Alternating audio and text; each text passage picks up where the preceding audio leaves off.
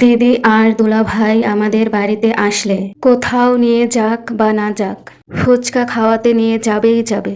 কারণ তারা জানে ফুচকা আমার অনেক অনেক পছন্দ। তাই সব ভাই বোনদের নিয়ে গেল ফুচকা খাওয়াতে।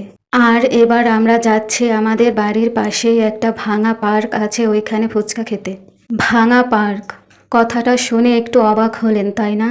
আসলে আমরা যেখানে ফুচকা খেতে এসেছি এটা ছিল বাচ্চাদের একটি পার্ক, যা কিছুদিন হলো ভেঙে দেওয়া হয়েছে। এজন্যই মূলত একে ভাঙা পার্ক বললাম। তবে এটা ভেঙে ফেলা হলেও এর সামনে যে স্ট্রিট ফুডের দোকানগুলো ছিল ওইগুলো এখনো আছে। আর আমরা সবাই মিলে সেখানে এসেছি ছোট ফুচকা খেতে। এখানকার ছোট ফুচকাগুলো সেই লাগে খেতে। আর দামটাও তেমন একটা বেশি নয়, মাত্র 30 টাকা প্লেট। ফুচকার পরিমাণটা মোটামুটি খারাপ না, অনেক বেশিই দেয়। দ্রব্যমূল্যের দাম বৃদ্ধি পাওয়ার কারণে প্রায় সব দোকানেই ফুচকার দাম বাড়িয়ে দিলেও এই আঙ্কেলটা আগের দামেই ফুচকা বিক্রি করছে। যাই হোক, আমরা প্রথমে আঙ্কেলকে 2 প্লেট ফুচকা দিতে বললাম। এই ফুচকাগুলো যে এত টেস্টি হয় কি বলবো আপনাদের। এই ছোট ফুচকার পুরটা শুধু আলু নয়, চটপটির ডাল বা ডাবলি ডাল দিয়ে তৈরি।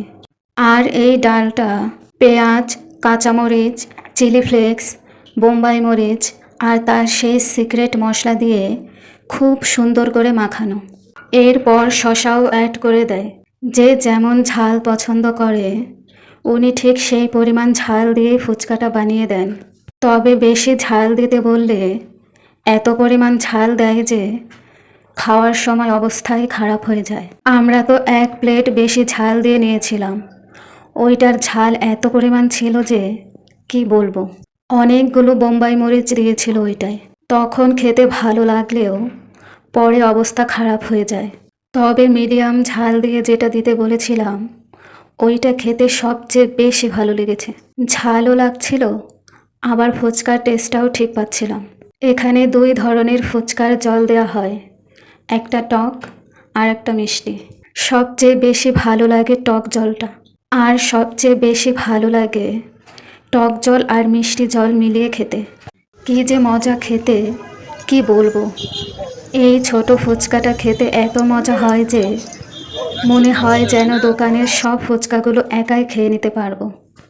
কোনো খাবারই আমাকে আটকাতে পারে না, শুধু আটকে যায় এই ফুচকাতে। যতই সমস্যা থাকুক না কেন এই ফুচকা খাওয়া ছাড়তেই পারি না। যাই হোক, সবাই মিলে মজা করে ফুচকা খেয়ে বাড়ি ফিরে এলাম।